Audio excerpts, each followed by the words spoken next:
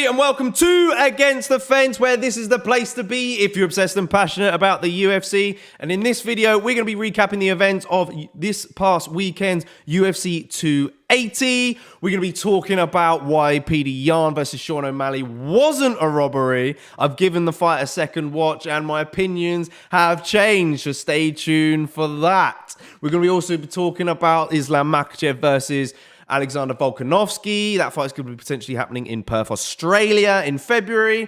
We're also going to be talking about Aljamain Sterling and his best option at 135 pounds. And then also we're going to be talking about the rankings. We're going to be talking about what's next for both winners and losers of this event. So don't go anywhere. Stay tuned.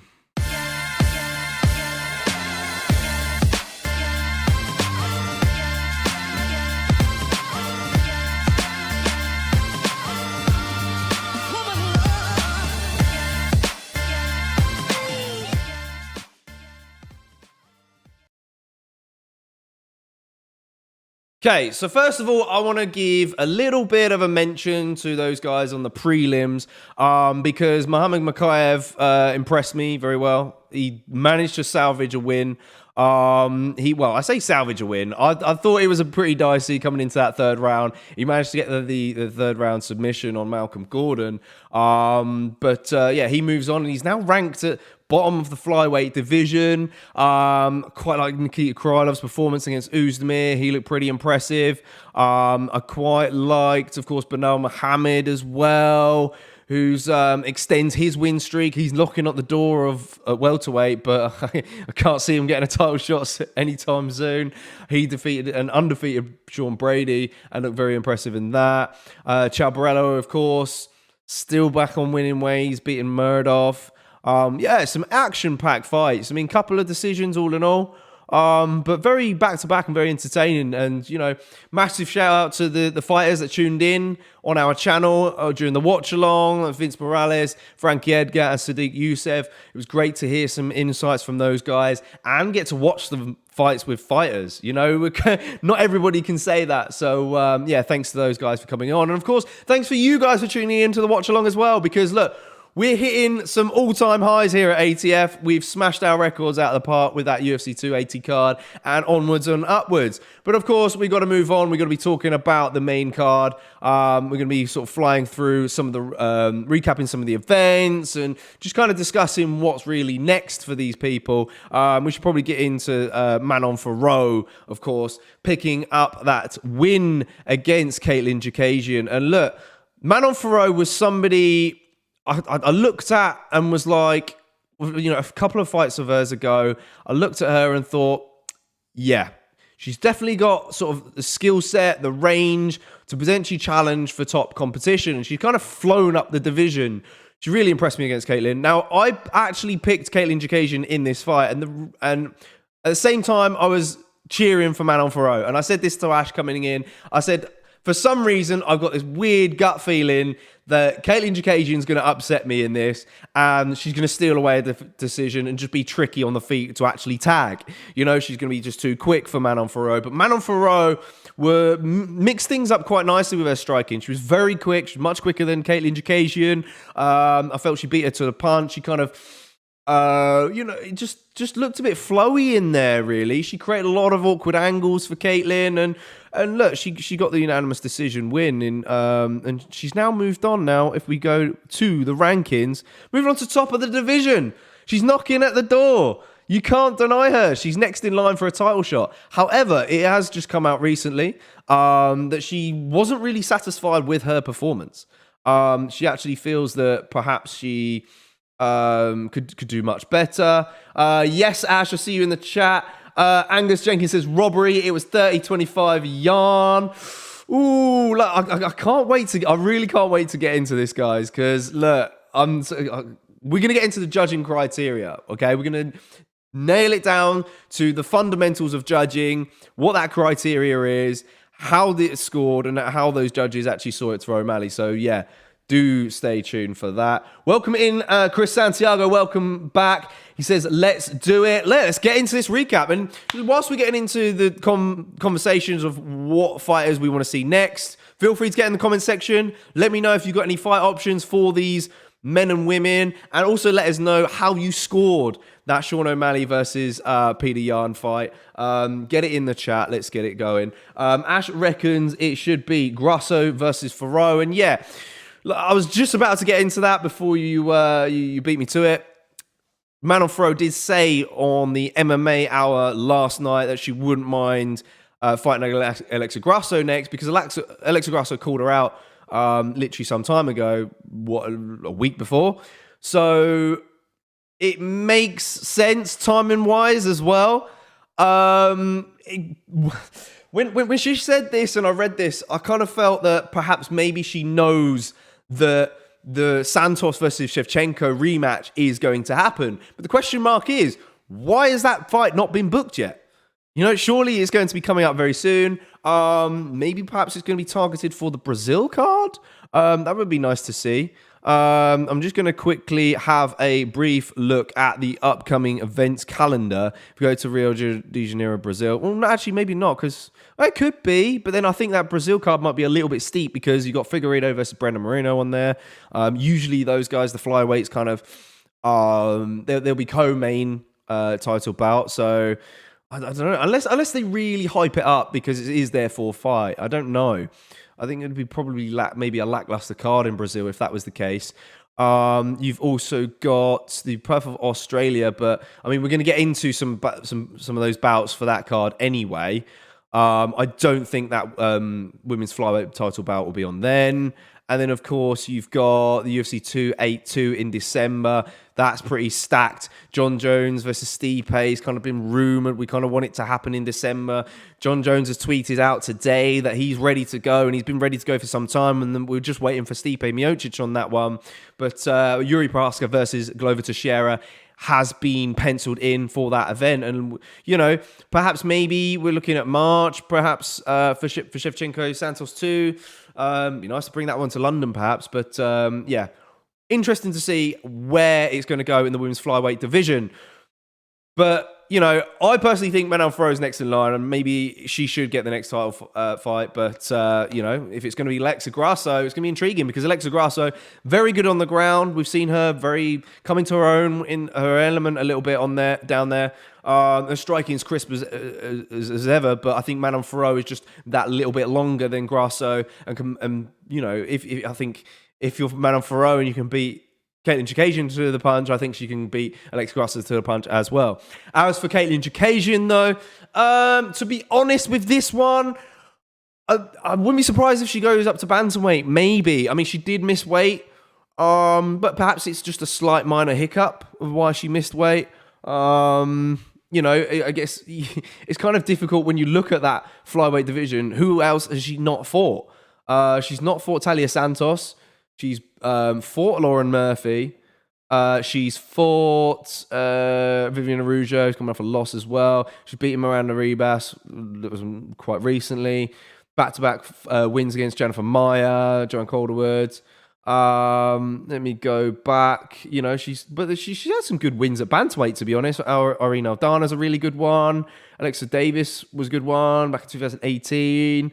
You know, perhaps maybe she can test herself back at bantamweight. I don't think it's a good idea personally, because I think she looks quite good and fast at flyweight. Other than that, you know, well, I guess she's not fought Grasso. She's not going to get in a rematch with Andrade. I can't see that. Look, there's literally no one. Has she fought Lauren Murphy before? Yeah, she's beaten Lauren Murphy before. So, what do you do if you Katlyn Chookagian? I think she could go up, personally. Unless you know, someone down the road there in those rankings fancies a big pop. You know, if Molly McCann beats Irina Blanchfield, is the UFC going to give Molly McCann a big jump up? Possible. We've seen it. We saw it in the heavyweight division this year. Why not? We didn't see it in the women's flyweight division. We've got people like Casey O'Neill recovering from knee injury. You know, it's slim pickings. It's hard to literally call a fight for next for Chookagian. If you've got a fight that you would like to see, you know, get it in the chat. Angus says, is Shevchenko pushing for a Nunes trilogy? That's also another question mark as well, because we mentioned this time and time again on the show. Every time Amanda Nunes fights, every time Shevchenko fights, we say the same things. We have the same conversations. Maybe. In which case, you do Chookagian versus Taylor Santos. Or Taylor Santos versus Manon Fiorot. Do Grasso versus Chookagian. A lot of options. But Angus says, but I agree.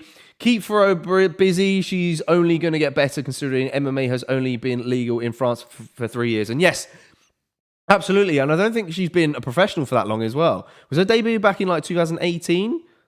Yeah, 2018. She lost to Leah McCourt in her debut. So there you go. Some time ago now. But look, she's looked impressive nonetheless. But yeah, that was my take on the women's flyweight division. Do let us know in the chat what you think. We're going to swiftly move on now to the next fight on the agenda. Oh, I forgot to clear that chat. Bosh. Which, of course, Beneil Dariush picking up the decision win against Mateusz Gamrot. And I tell you what, Beneil Dariush, after some time out, I was wondering whether he was going to look a bit shaky in there against a very hungry Mateusz Gamrot, very experienced Mateusz Gamrot. I was gunning for Mateusz Gamrot in this because I really like his wrestling pedigree. I think he's phenomenal. But you know, he ran into a brick wall and Beneil Dariush was just a little bit more slicker on the feet. Very difficult to take down. Very threatening as well in all areas of the game because, you know, Dariush is very well-rounded and is arguably can cause problems in the lightweight division. But as for what's next for Dariush, Sai said at the weekend that he fancied Beneil Dariush to challenge Islam Makhachev next. Because he said, if Makhachev wins, I think it'll be Beneil Dariush versus Islam Makhachev. But I've got to disagree. Because when you go into the rankings here, you can see that Beneil Dariush is number 4. When we've got a new champion, all of a sudden, those other people in and around that top spot get a little bit hungry. They start licking their chops. And you've got Dustin Poirier. You've got, of course, Justin Gaethje. You've got Michael Chandler in at number 5. So personally, I think that Dariush will probably get the loser of Poirier versus Chandler, and the winner may well be next in line. Because if Chandler wins, Chandler goes up to 2nd in the division. Actually, no. Gaethje will move up. Chandler will go up to 3rd in the division. So, you know, they'll be sort of waiting to see what happens potentially between Islam Makhachev and Alexander Volkanovski, or potentially be a stand-in for either one of those guys. So my other option for Beneil Dariush would be, why not fight the former champion, Charles Oliveira? Would that not be next? You know, I think on the ground it makes it really intriguing. On the feet, fancy Oliveira's chances because he's going to be a lot quicker. I think he'll learn his lesson from next time out. Angus says Dariush versus winner of Poirier versus Chandler, number 1 contender fight. Yeah, I mean, if you're Beneil Dariush, you should at least come at the UFC with that. I think that makes sense. You know, having being on the win streak that he's on, which is 8 now. But at the same time, we've seen people go on longer win streaks and not get a title shot at lightweight because it's that stacked. We go back to Tony Ferguson. Back in that day, how many did he have to rack up? He racked up like 12. So, and I think for someone like Beneil Dariush, not the most popular guy at lightweight, I think you'd have to wait his turn a little bit, I'm afraid. But I do like your thinking, Angus. It does kind of make sense to do that. We've got Ash saying Charles versus Beneil. I think Charles is going to be really hungry to get back in there. I really do. And I think I'd like to see him back early next year for sure. So I'm saying, yeah, but let's be honest, you're sadly right, but no one deserves it more than Dariush. I know exactly, but look, this is the world we live in. This is the world we live in, and names sell fights. I'm all for Dariush. I think Dariush stylistically could potentially and arguably cause Islam the biggest test because of just how well-rounded he is. I think Chandler also gives him a really good test but I just feel that, perhaps Chandler might get a little bit wild in there. I can see Makhachev taking him down. And same with Poirier as well. I think for me, Poirier's performances, I need to see more from Poirier. I think we need to see the Dustin Poirier again against Michael Chandler, because since the Conor fight, I've been a little bit skeptical, because you get that Conor money and, you might get a little bit soft in a little bit, especially if you lost to Charles Oliveira. But, he could be a little bit hungry. As for Mateusz Gamrot, I personally got Ismagulov, because, look, he's 24-1 at the moment. As you can see, he's down in at number 11. Jalen Turner's moved up 3 spots. What is that? What? How? I mean, look, Jalen Turner's an absolute killer, and I want to see him more and more in this lightweight division. But how have you pushed him up? I mean that completely makes my picks all over the place, because you could very well get Turner versus Gamrot next. Who knows? So I said, I've already read that one out. Ash says Gamrot versus Fiziev.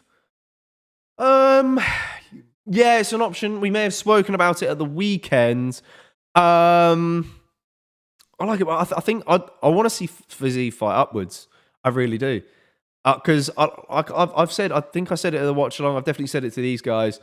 I like Fiziev's chances in the top echelon of the division. I do. I just think he's got the grittiness to push through and make some absolute wars. Like, I think Fiziev versus Chandler is an absolute war. I wouldn't personally see Fiziev versus Gaethje, which is the reason why I've not put that fight in. Fiziev versus Gaethje, give me that fight. Book it. Why is it not happening? That's got to be next. Timing makes sense. Justin Gaethje, your nose is fixed. You can now breathe through it. You're no longer sounding like this all the time. So, I think it's got to happen, personally. But I like the option, though, Ash. I really do. Yeah. So, that's the rankings for lightweight division. Of course, we're going to hop back there in just a second, but we must go back now to... Let's clear the chat. My bad. I'm just leaving chats up there all over the place. Okay, before I get into the next one, maybe Angus's comment, Fiziev versus Gaethje is a no-brainer. Gaethje doesn't want it.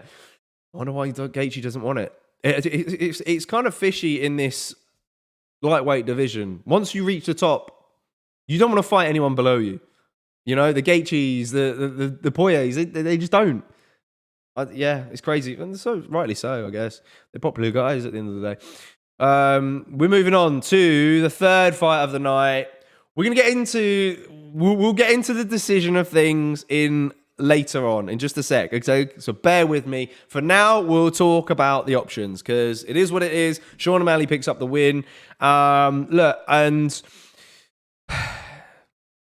adrenaline gets in your way a little bit when you're watching the fight. I picked Jan to win, and I felt coming into this that Jan would completely dog walk Sean O'Malley. After watching it a second time, Sean O'Malley doesn't really get the credit he deserves. He actually fought a really good fight against Petr Yan. I'm not to say he's a world beater. I think personally, fans get a little bit trapped in this kind of stardom that he has, because he's got so much stardom. I think people are expecting O'Malley to be this world beater like a Conor McGregor, putting people out with one hand, with a straight left, and celebrating and getting on the mic and chatting on all sorts of nonsense to get himself even further. But Sugar's not really been like that. We've not seen that, and I'm not sure if we're going to see that in the top echelon division. Especially against these tougher guys like Petr Yan, who would just keep coming forward and are just difficult to put out.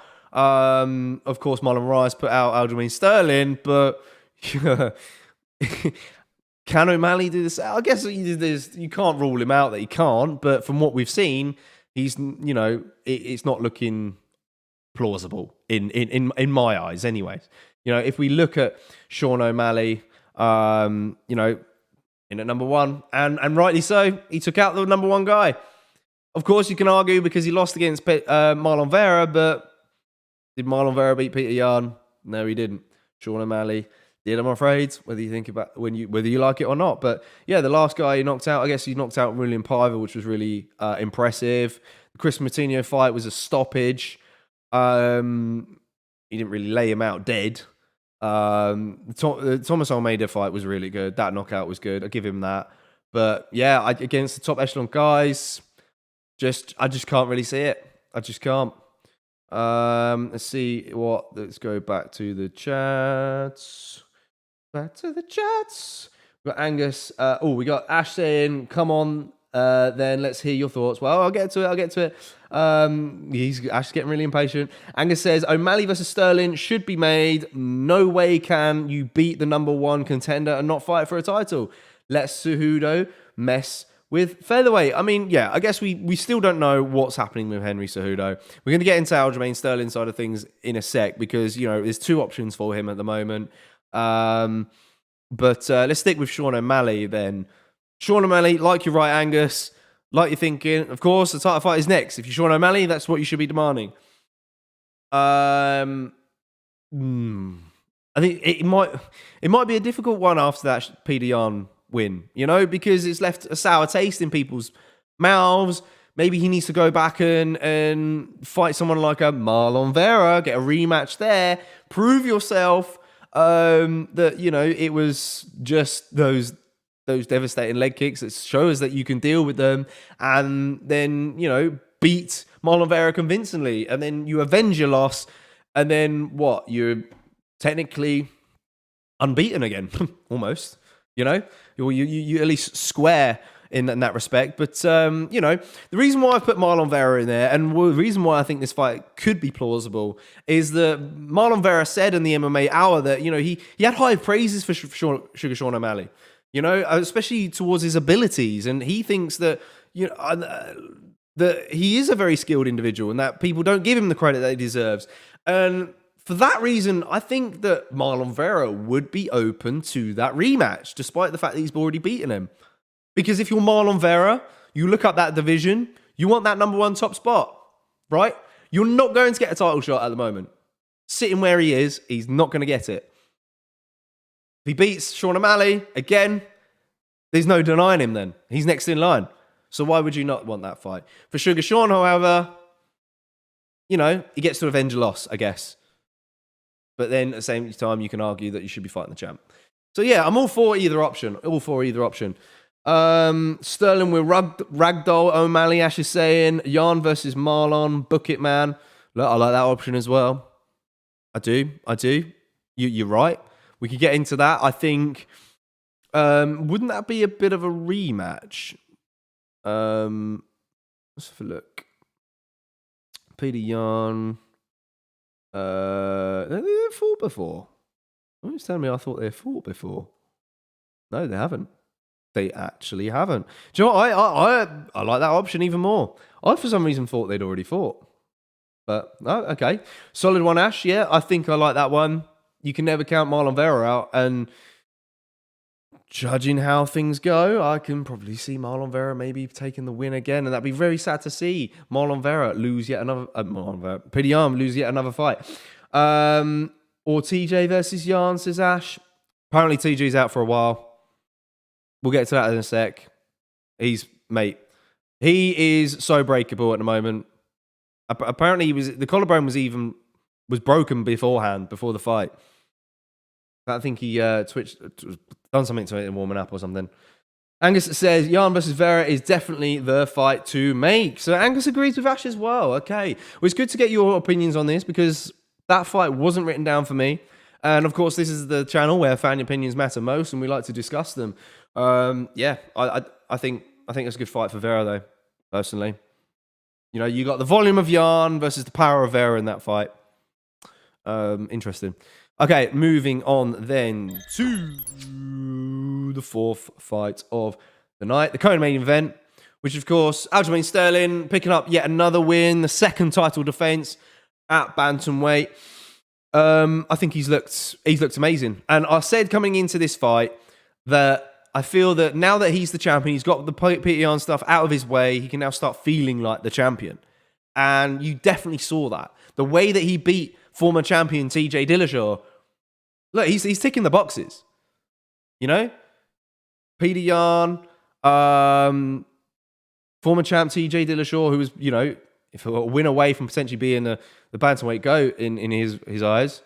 All right, you know, he's suffered setbacks against Rafael Sunsao and Marlon Moraes, but look, he's now moved to 1, 2, 3, 4, 5, 6 fight win streak. There's no denying the guy now. He looks like a world beater. But what is next for Aljamain Sterling? Well, you've got two options. You go after Henry Cejudo. You accept that fight because, look, there's some murmurings around that perhaps that fight might get booked on the same card as Makhachev versus Volkanovski in Perth, Australia. Maybe. Now, that fight would be a legacy fight for me, for Aljo. You beat Henry Cejudo, former double champ. Then you've beaten Dillashaw, former champ. You've beaten Cejudo, former champ. All you would need is beat Dominic Cruz, but Dominic Cruz is probably not going. He's not going to touch Dominic Cruz. I don't think Dominic Cruz is going to get that far. Then there's no arguing that he could potentially be bantamweight GOAT. Really? You know, keep racking up those title defenses and maybe perhaps. So there's that option. I think Henry Cejudo is probably going to cause him problems in the wrestling department, which has obviously been Aljamain's strongest asset in his skill set. You know, he uses his size and physique to really just kind of flatten people out, like he did to Peter Yan, like he just did to TJ Dillashaw. But can he do it against Olympic gold medalist in Henry Cejudo? And that makes that fight so much more interesting. It's so much more interesting than the Sean O'Malley option, in my opinion. You know? You had Henry Cejudo was, you know, he looked really good with his hands against Demetrius Johnson, you know, who was arguably the flyweight GOAT. So that has some weight to it as well. I think this fight's got to happen, man. I really do. Welcome in, Goa Khan. He says Islam versus Fiziev. Who says no? Look, I mean, I'm all for it, man. I love watching Fiziev. He's so entertaining. He's so gritty. Hopefully one day. I think that Fiziev versus Oliveira is a really good matchup. I'd like to see it down the line in the future, and I think that matchup could potentially catapult Fiziev into a title picture someday down the line. I'd like to see it. Angus says Aljo versus O'Malley. Screw the Cejudo fight. With you, that was my second option. That option would be for money reasons. So if you're Aljamain Sterling, do you want to go for legacy or do you want to go for money? Now, of course, if you go for Sean O'Malley, you beat Sean O'Malley. Henry Cejudo fight is probably always going to be there. But surely Henry Cejudo is going to want to fight right about now because I think he's pretty much served his 6-month testing pool period, right? How long ago? How long ago was that Henry Cejudo? Did Henry Cejudo get put into the testing pool? Because I want to say it was around the Volk versus Korean Zombie fight. When was that? When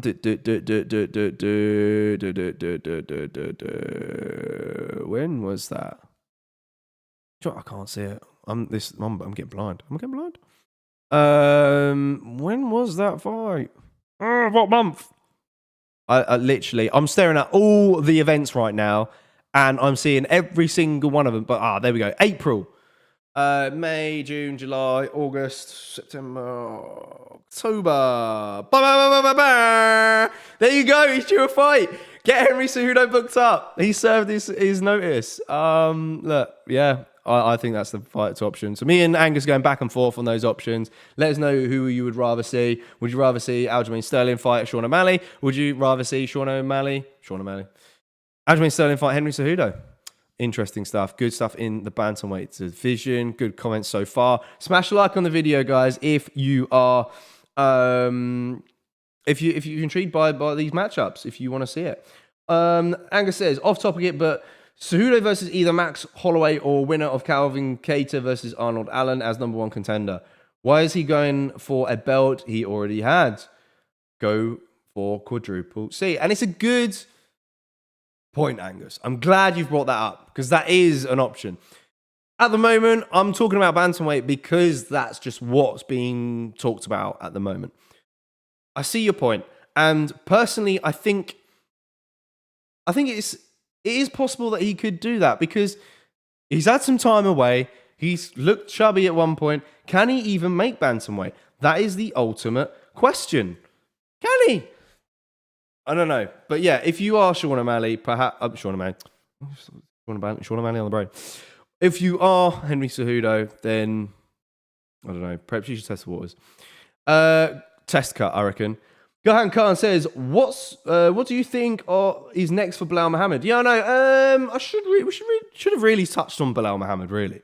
So usually in the Aftermath shows, we go through main card because I can talk for hours. So that's kind of why. For Belal, like I said at the start of the stream, I can't see him touching the top spots. I mean, we're going to be talking about Belal Muhammad in sort of the newsy sort of segment towards the back end of the ranking stuff in just a sec.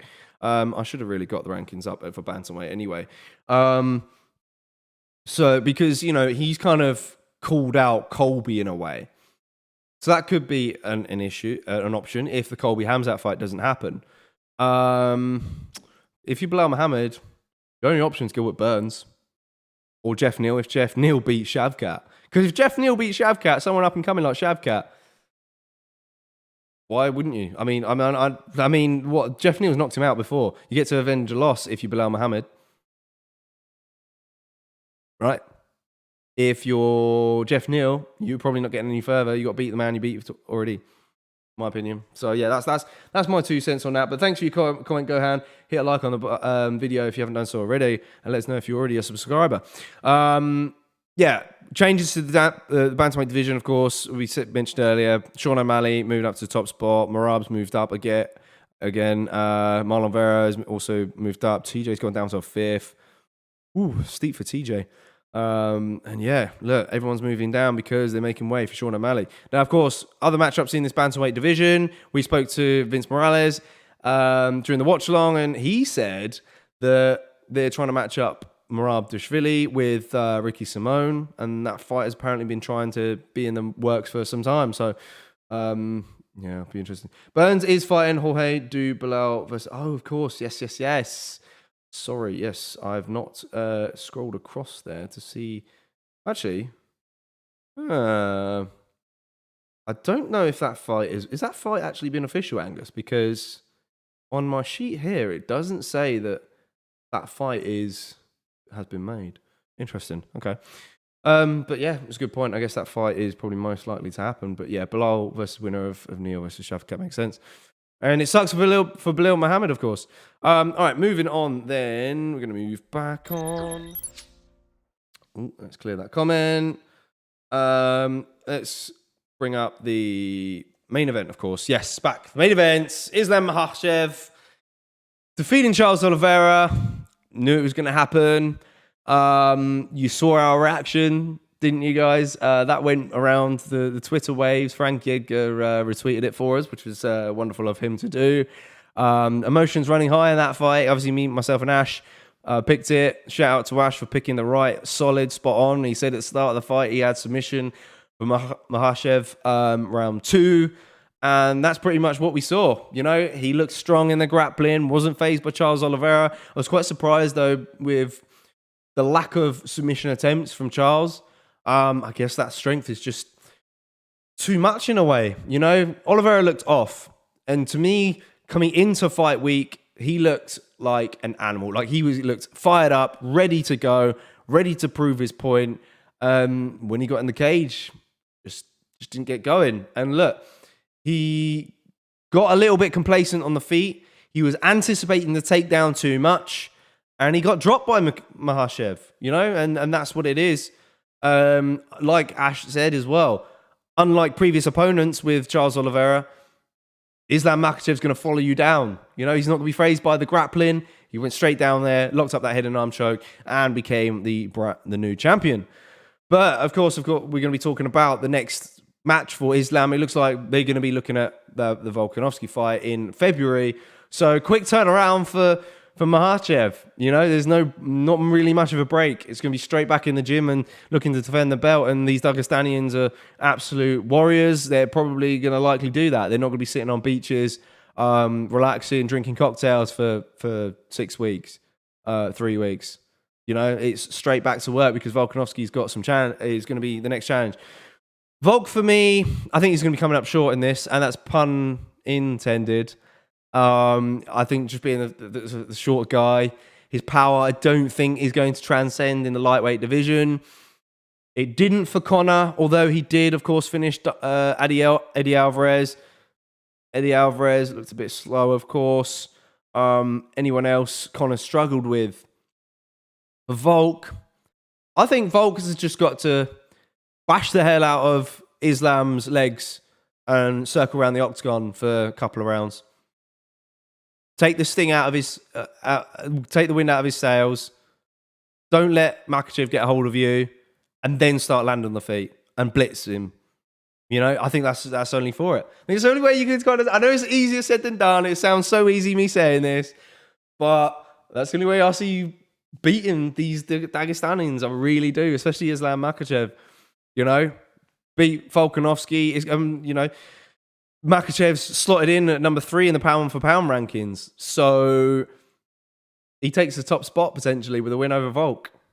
And I think a lot of people are going to be very sour about that, you know? I was ranting and raving the lack of disrespect that Islam was getting in this fight because of Charles and the fact that people were saying that he's not fought a top 5 guy and this, that, and the other doesn't deserve a title shot. But in reality, a lot of the top 5 guys, like I mentioned earlier, don't want to fight anyone below them, and they certainly don't want to fight Islam Makhachev. So, look, guy with a solid win streak, or a guy that Oliveira's already fought before. Made sense. It made sense, and look, I think it was the right decision to make. Angus says, not official, but heavily rumoured for Brazil. Yeah, you're right. I think that's probably a strong chance of that happening. I think Jorge is probably the one that's going to be holding up that deal. Guyan Khan says, I felt like Charles went down too easy. Maybe he wanted Makhachev in the guard. Potentially. You know, we've seen people just kind of, like Nate Diaz did against Conor McGregor, you know, fall over at will, try and bait into the grappling where he knew that he had the advantage. But for Charles, well, I mean, it's a dreadful comparison. I mean, it is a good comparison in some ways, but when you talk about grappling, it's not really a great comparison because Charles felt how strong that Makhachev was in those scenarios. Like I said during the expectations, if you're Charles Oliveira, you're staying on the feet. You've got to stay on the feet at all times. And a lot of exchanges, he was trying to initiate the grappling a little bit. Maybe perhaps he was confident that he could pull something off. Second fight around, if it comes to it, I think Charles' fight's a lot different. I really do. I think you just got to keep it on the feet. You know? I know you're going to be anticipating the takedown, but work on the movement, you know? Work on the movement second time around. Islam beats Volk easy, says Ash. Yeah. It's really hard to see, especially a guy going up. I think, personally, Islam's real challenges are going to be at welterweight. I've said it before. I've tweeted it. I think Islam goes to beat Khabib's record. Maybe his father's plan for title defenses, and then moves up straight away. Don't hang about. Take 5 title defenses for whatever it is. And go up there, challenge yourself against a Kamaru Usman, wrestlers in the welterweight division that are going to test you, I think, personally. Angus says, Oliveira either Fiziev or winner of Sarukian or Usman. Ooh. Big jumps for those guys. I like that. I don't know. I think Oliveira's going to fight Beneil. Volk beats Islam easily, says Angus. Ooh! Big words from Mr. Jenkins. How does Volk beat Islam? Let us know. Does he get the knockout? Does he blitz him? Obviously, the speed advantage is there for Volk. We can't deny that, right? But if you don't hit him clean, you're going down. I think really that's kind of the story of that fight. I mean, but Volk is difficult to take down, though, isn't he? Yeah, he's gonna have to get on the weights. February might be a bit too soon. I don't know. Yeah, as for Charles, like I said, Beneil Dariush personally, I think it's a good fight. Really entertaining one, stylistically. All right, I think we're there. I think we're there to move on to some extra activity. Because again, Well, we'll go back to just rehashing the lightweight division. Beneil Dariush moves up to 4th. Everyone else is moving up. Even Dan Hooker. Conor McGregor's gone down again.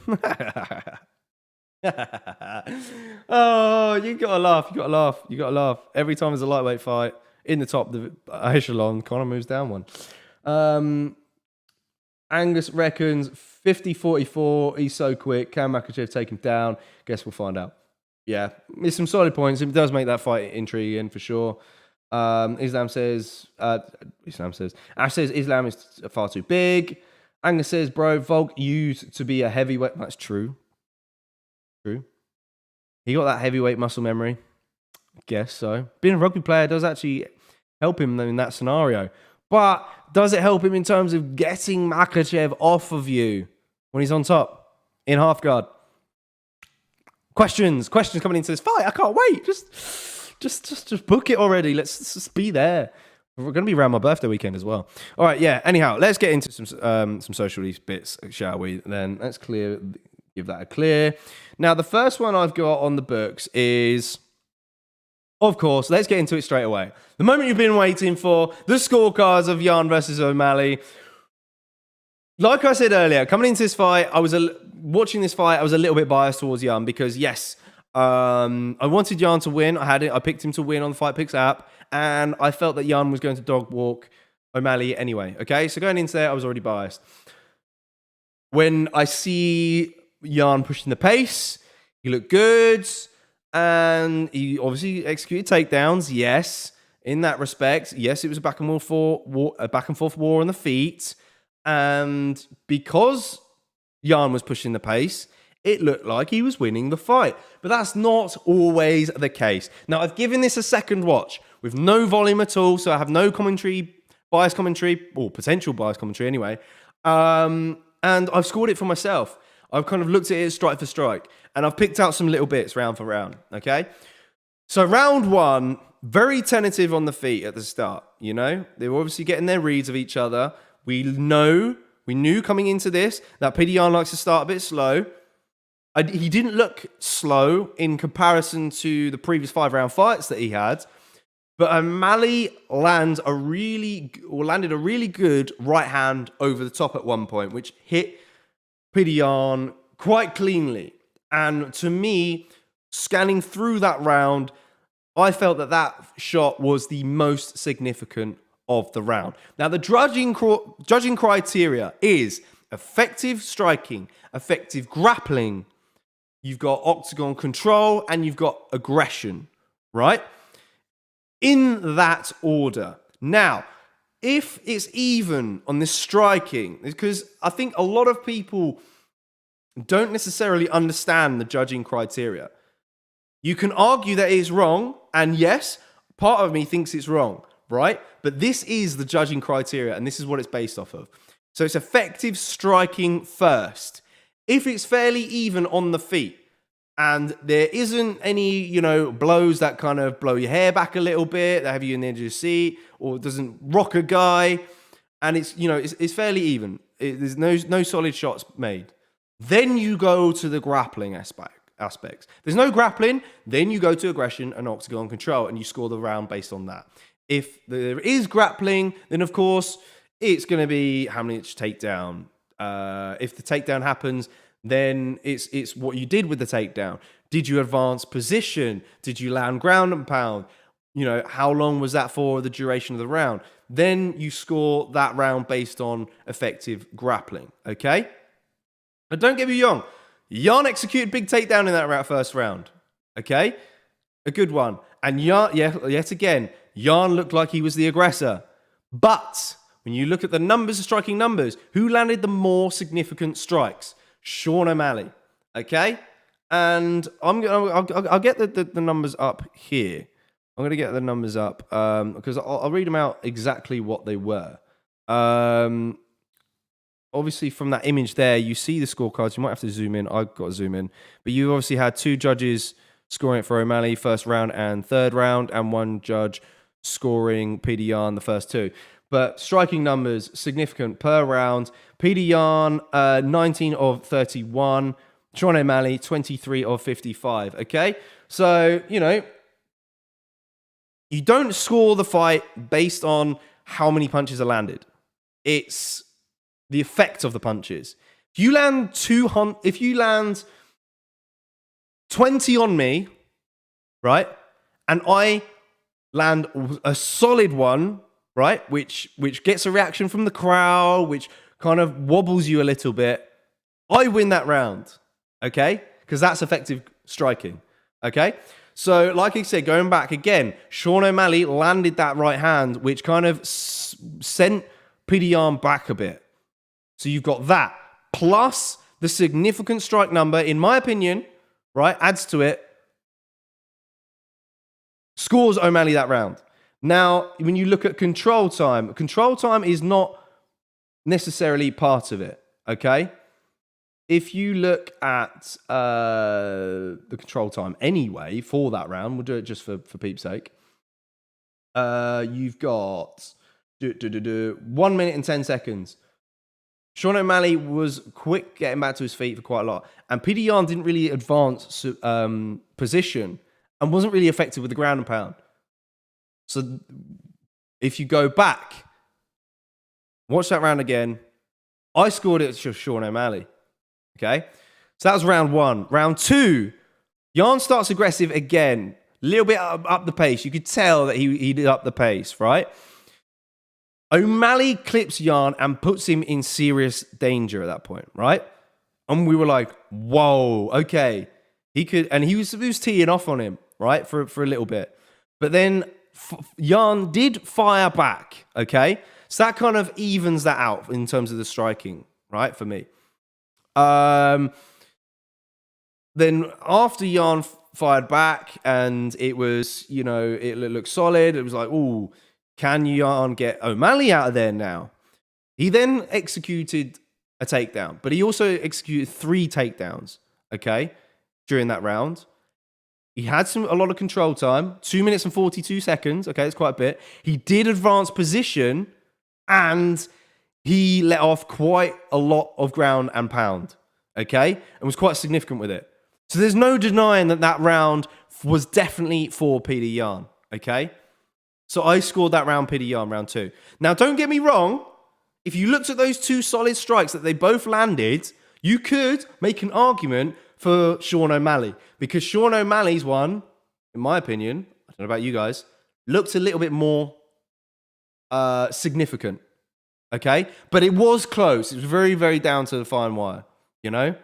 With both of their significant big strikes that they landed. But when you add grappling, aggression, and octagon control in there, Petr Yan still around for me, okay? Now, before we get into the third round, I need to get the chats back up. Yes, he will take him down. Yan, all of them. Yes, but Ash, it's what you do with the takedown. You can't hold someone down there. You've got to be active. You've got to advance. 4 strikes, more, and Yan has aggression, control, and takedown. Is that in round 1? But effective striking. What was more effective? Like I said, it goes in that order. Striking, then grappling. Now look, you can disagree with the criteria. I disagree with the criteria, but that's the criteria. So you've got to judge it via the criteria. It's not the judging that's wrong, it's the criteria. The slow-mo of Yan's strike in round 2. Come on. Yeah. Yeah, okay. There was a slow-mo of Yan's strike in round 2. But like I said, I'll give him round 2 to Petr Yan. Okay? Because it was close in effective striking.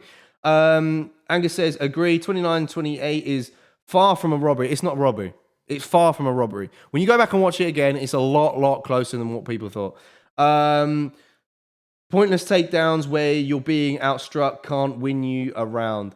And look, this kind of goes back. If the OGs will remember the fight with Johnny Hendricks versus Robbie Lawler. Maybe the first or second time. They fought twice, didn't they? Johnny Hendricks had a lot of control against the cage, but wasn't effective with it. Robbie Lawler still won the fight. You've got to be effective with it. 30-27 for Yan says HR07. Welcome in HR07. Okay, that's how you scored it. But let's get into round 3 then, okay? Because this is obviously the deciding round for me, and of course for two of the other thingy. Which I think this round was probably clear. The clearest round for Sean O'Malley. Okay? O'Malley landed that hard knee up the middle, which cut Petr Yan. Significant damage, okay, to Petr Yan. He also lands a solid head kick in that round. Another very effective strike. Yan gets 2 takedowns, gets as far as side control. Okay, there's that element of it, grappling element. But O'Malley is able to get up quite fairly quickly during those exchanges, okay? So as you know, if you want to go judge things based off control time, 1 minute 52 seconds that time for Petr Yan. Tell that to Gamrot versus Chookagian. Yeah, I know. I'm all for that because, again, there is an argument to be made. Is it the criteria? Is it the judging? I think it's both. I really do. I think some people are judging it wrong, and some people are judging it right. It is a mess. It's a mess in this sport. It really is. I truly do think it is. But then going back to my points for round 3. O'Malley finishes the round with most significant strikes again. But at the flip side, Yan actually finished the fight. I think I was on top. For me, that was the clearest round for Sean O'Malley. The striking was there. The more significant strikes. The damage that was done to Petr Yan overall. And I got it 2-1 second time round. And look, that's for the reasons. I think the criteria needs to change. And look, I'm all for it. I know I see takedowns as quite a big thing in the sport. You know, I think it's a big thing if you execute a takedown on someone. And I think it should be accounted for. The grappling, in my respect, this is where it's going wrong. The grappling, I think, isn't looked at the same that striking is. I think if you get in, the back mount is the most dominant position in grappling. If you get that, then you should definitely, you should be scoring in the effective grappling side of things, for sure. Then, of course, if one guy's got the more effective grappling, but then one guy is the more effective striker, then I think it should go to aggression and octagon control, and or in fact, control time itself.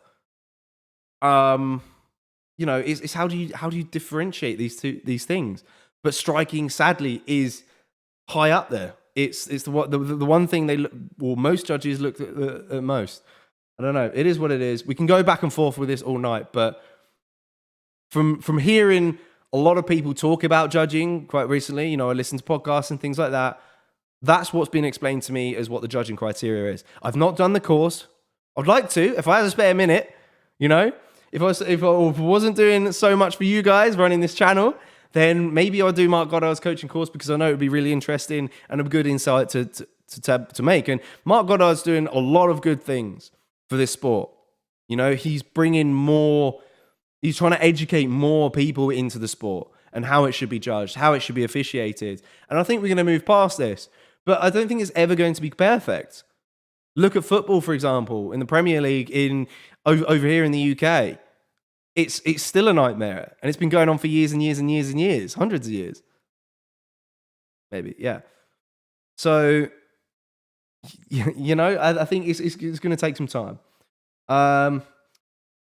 HR07 says, nah, in my opinion, the only round Sean could have won was round 2. Since he hurt Sean real bad and defended Yan's takedown really well. So you'd give Sean round 2.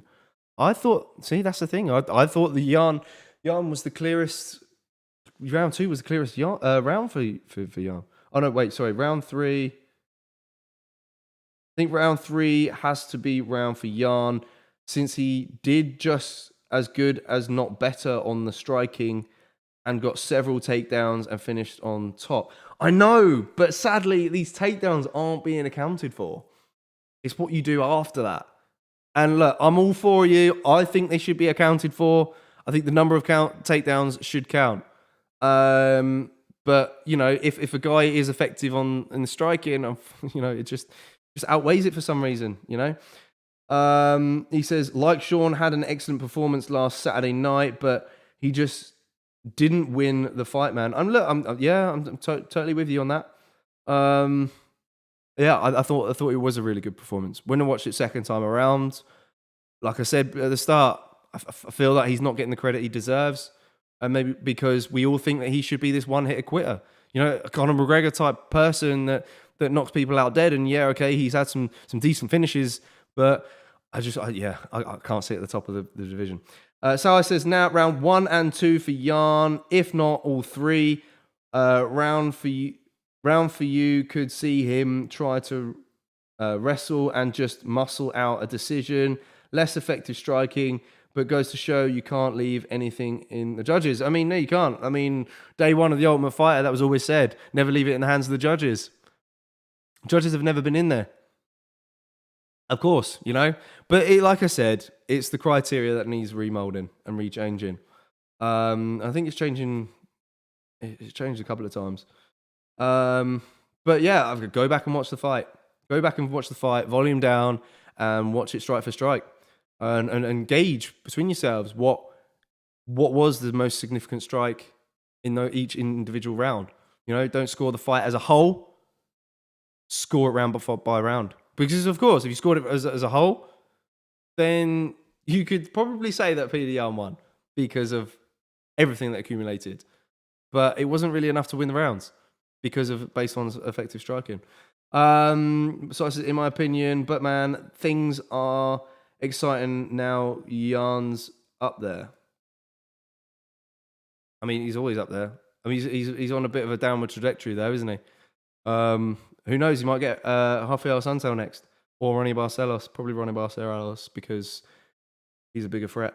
Ash says 1 and 2 for Jan, then close 3 if anything. I know that one judge scored it. I mean, look, all of these journalists have scored it for Jan as well. But yeah, in the judges, yeah, based on the criteria, I can see where they're going for with it. Oh, he did mean Sean. Okay. HR says, in my opinion, getting a guy to the ground in the first place is an effective way to enforce your will as a fighter. Look, I'm all for that. 100%, I'm all for that. And yeah, I think it should be accounted for as well. I don't get what's up with these judges, man. The sport called MMA, it's a sport called MMA for a reason. I know. I think everything needs to be considered equally. But then, yeah, it's a mess. Hopefully we get something done about it, but who knows? List 2 now, downwards, says Ash. It's not 80% kickboxing, 20% groundwork. Let's spot on HRO7. Totally agree with you, man. Totally agree with you. I really do. But yeah, it's not consistent. It's not consistent with the judging. Okay, well, let's move on then to the next one, which is, of course, going back to Belal Muhammad, because shout out to one of the guys in chat who wanted to talk about Belal Muhammad and what was next for him. Briefly touched upon it, of course. But he has come out and said during the MMA hour that he feels that Colby Covington is hiding. He's calling out Colby Covington. And for me, in my opinion, I think he's doing this because he thinks that Colby won't accept the Khamzat fight. You know, he's putting his name out there already. Okay? Which could happen. I think it's a good, smart move by Belal Muhammad. You know? Why not get the next best man up there? I think you know, it's a smart move. Do it. But we'll see whether Colby Khamzat is being made. I think we've heard some more things. Angus in the chat, let me know. I think you posted something in our Discord server. If you're not in our Discord server, by the way, moving on to it, yeah, do join it, man. A lot of conversations in there. A lot of people post things and want to keep the conversation going and talking forever about the sport that we love and are passionate about. They might be moving that forward, apparently, Colby versus Khamzat. But yeah, time will tell. We'll have to see. But like I said earlier, for Belal, I think it would be the winner of Shavkat versus Jeff Neal. If Shavkat wins, Belal Muhammad versus Shavkat is an excellent, excellent fight. Especially when Shavkat's got this sort of like this Kazakhstanian style. He's so strong as well, like these Dagestan guys. And Belal's training with these Dagestan guys, and it's going to be just, oh, it'll be so good. Again, like the Sean O'Brady fight, intriguing, but yeah, you got Shavkat is very long on the tooth as well. It could be difficult for Belal to get inside. Great fight. I think that would be a great fight. I really want to see that down the road. Sorry. Hot take: Belal will never be champ. Belal is literally like Marmite, isn't he? Or in the US, what's your equivalent to Marmite? Do you get Marmite over there? You either love it or you hate it. There's no in between Belal. I don't know. He just rubs people off the wrong ways. I really don't get it. You know, maybe style-wise, maybe because of the eye poke with the Leon fight, people kind of, you know, go back and forth with it. I don't know. I'm actually in the middle with Belal. I am. I just neither like him or hate him or dislike him, to be honest. So I says he bores me too, but you can't deny the guy. I don't know what it is about his face, but it's hard to rate him. I don't know why. I can see it. I mean, I've made this comparison before. He does kind of look like one of the Muppets, doesn't he? No disrespect to Belal. Yeah, he's a good guy, of course. Come on, he's a good guy, guys. Come on. Pop a like on the video if you haven't done so already. Yeah, let us know what you think is next for Belal. Moving on then from this story would be more to do with Islam Makhachev and the Volkanovski fight. Obviously, both guys tweeting and being active on socials afterwards. Makhachev says, "My short friend, can't wait to meet you again in the octagon. Just make sure your teammate Adesanya don't bet his house again." And then, of course, you've got Conor McGregor piping up, as always. Whenever a lightweight bout occurs, we get Conor McGregor pipe up again. And he says, "My 2 old belts on 2 little ticks.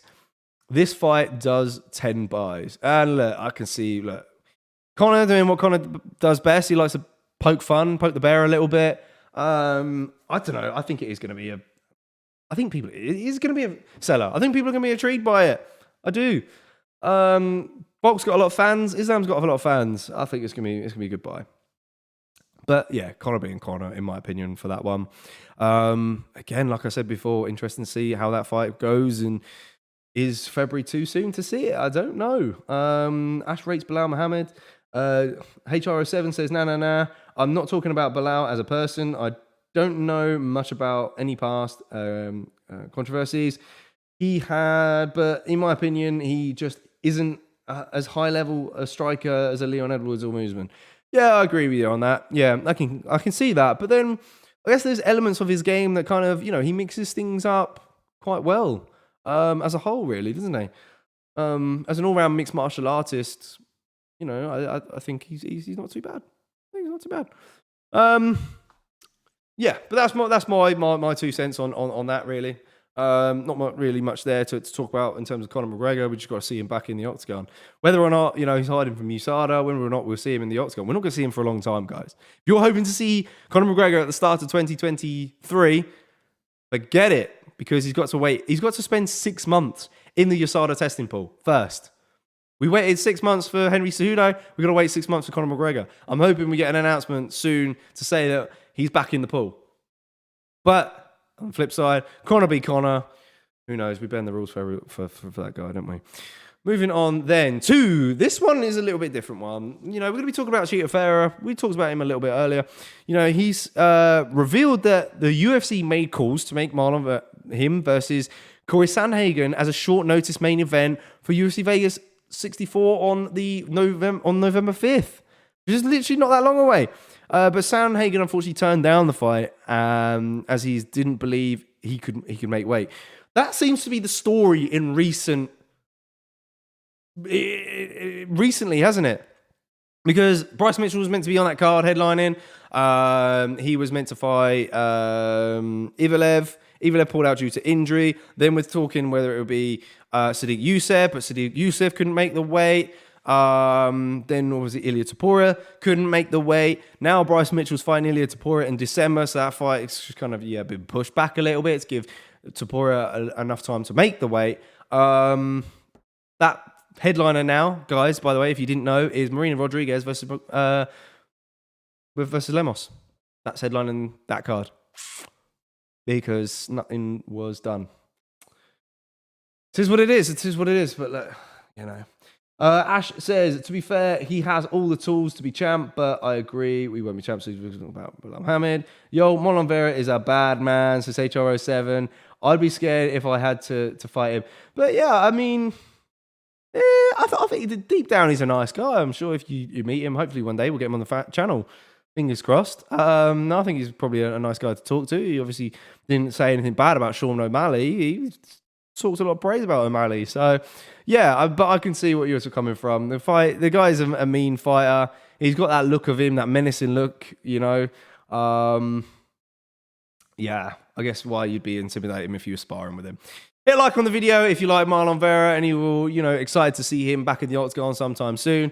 It kind of moves me on to my last one, Angus's favourite, because Angus has been blowing up the Discord about this one. But before we're talking of Angus, he's just sent in a question. He says, why is Rodriguez versus Lemos main event over Magny versus Rodriguez? To be honest, Angus, I don't want to see Neil Magny in a main event ever again. And that's pretty much my answer to that. I just don't. Marina Rodriguez, she's had a couple of main events now. She's had good success at them. Still not getting a title shot at title shot at strawweight. But yeah, funny fight. I know. I think it's better than stylistically. It's probably better than Araujo versus Grasso. I think so. So you know what else? And he says, UFC Cardiff. Okay, so this was chucked in there by Ash, and it's for Angus as well, because Angus lives in Wales, by the way. Is very excited by the prospect of the UFC coming back over here to British soils, and fighting in Wales in a stadium that has a roof. Because Makhachev told Ariel Helwani yesterday that the last he heard, the UFC were looking at the 83,000 people stadium in Cardiff, which held a WWE event, I think back in July, for March 18th for next UK card. And it's likely to be UFC 285. Now, I swear I read earlier, the UFC 285 was being slated for Las Vegas. I don't know, unless I dreamt it, I'm not sure. But look, my opinion on this is, I think if it's in Wales, it's going to make life a bit harder for us guys in the channel. Because, of course, when the UFC comes to the UK, we like to make ourselves seen, we like to make ourselves heard, and we like to give you guys a platform to voice your opinions on our channel, talk to you guys, video your opinions, and, you know, get yourselves out there. It would make it difficult if it's in Wales instead of London, because we like to, of course, film a lot of content with you guys and then head back and continue a tradition of doing a watch along.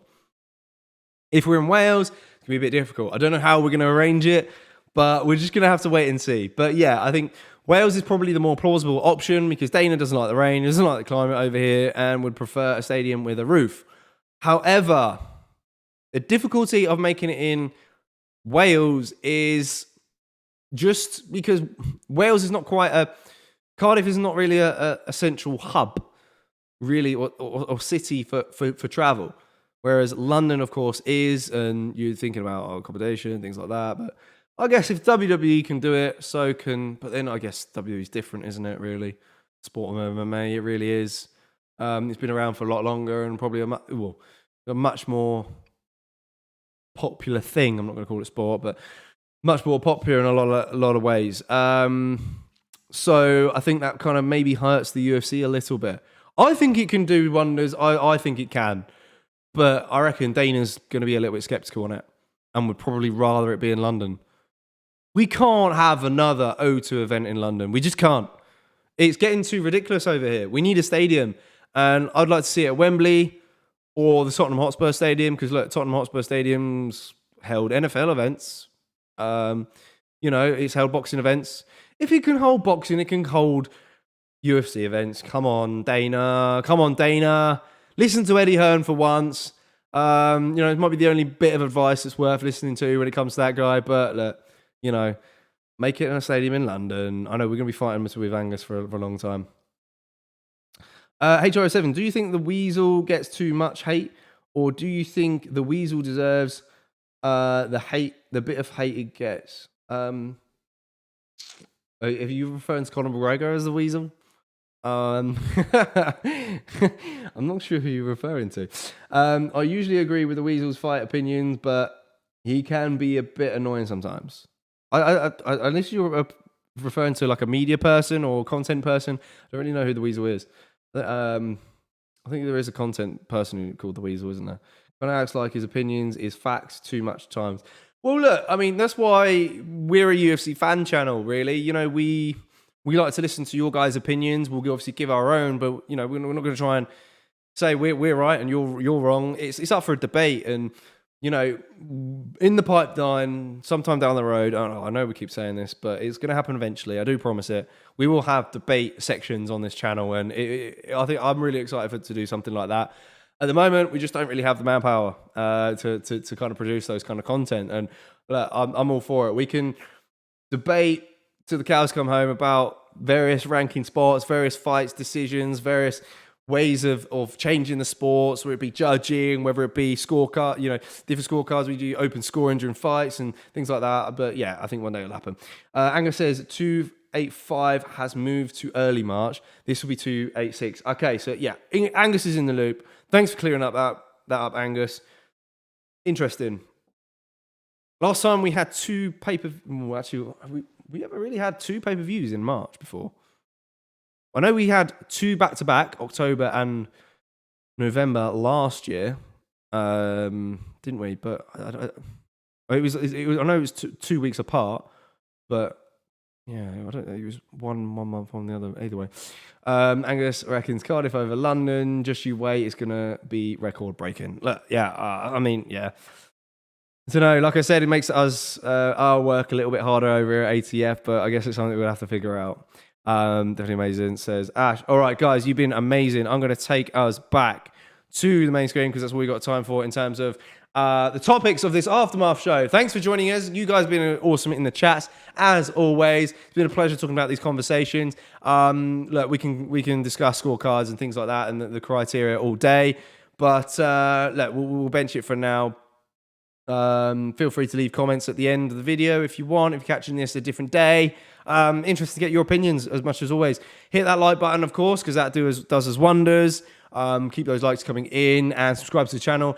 If you're new to the channel, of course, as well, this is a UFC fan channel. We keep coming, we keep growing, and it's a platform for you guys at the end of the day.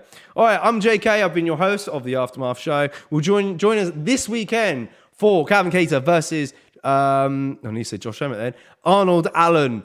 The Brit is back. He's going to be, you know, striving to be that next British champion. Can he get that step closer against Calvin Kattar? Join us for a watch long. It's going to be 12 p.m. here in the UK.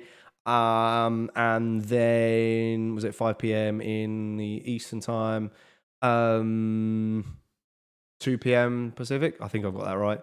I'm getting better with these times. That's off the top of my head. But either way, it's a nice early one. Not as early as this past weekend, of course. But yeah. Anyhow, tune in for that. Stay good. Stay sexy. We'll see you on the flip side. Ciao for now, guys.